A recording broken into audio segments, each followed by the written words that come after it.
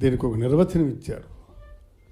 BC అంటే not only backward classes but also backward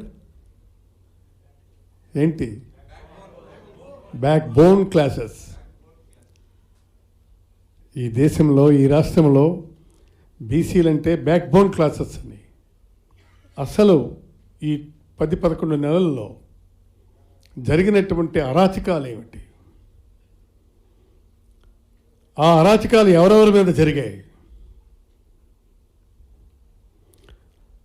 అణగారిన వర్గాల మీద జరిగాయా, పెద్దల మీద జరిగాయా? పెద్దల మీద జరిగితే మరికొన్ని దగ్గరలో మన అది పార్టీ పరంగా చూసుకుందాం. అణగారిన వర్గాలంటే ఇప్పుడు ఎంతమంది చనిపోయినారు? ఇప్పుడు కురుబ మన అనంతపురం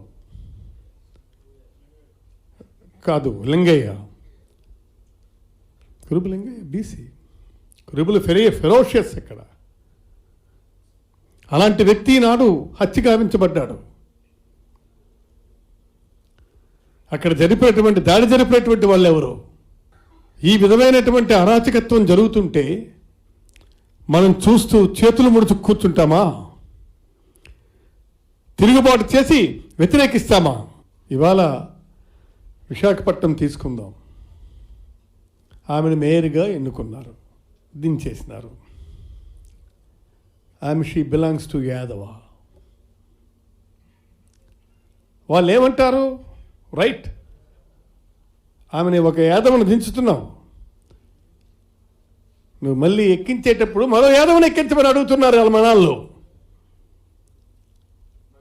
ఆ దమ్ముందా?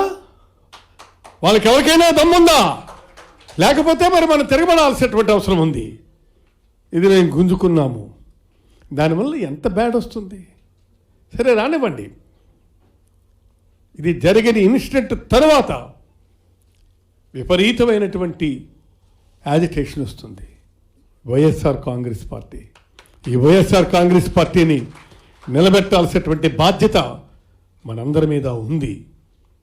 కాబట్టి దయచేసి ఇది ఒక్కటి గుర్తు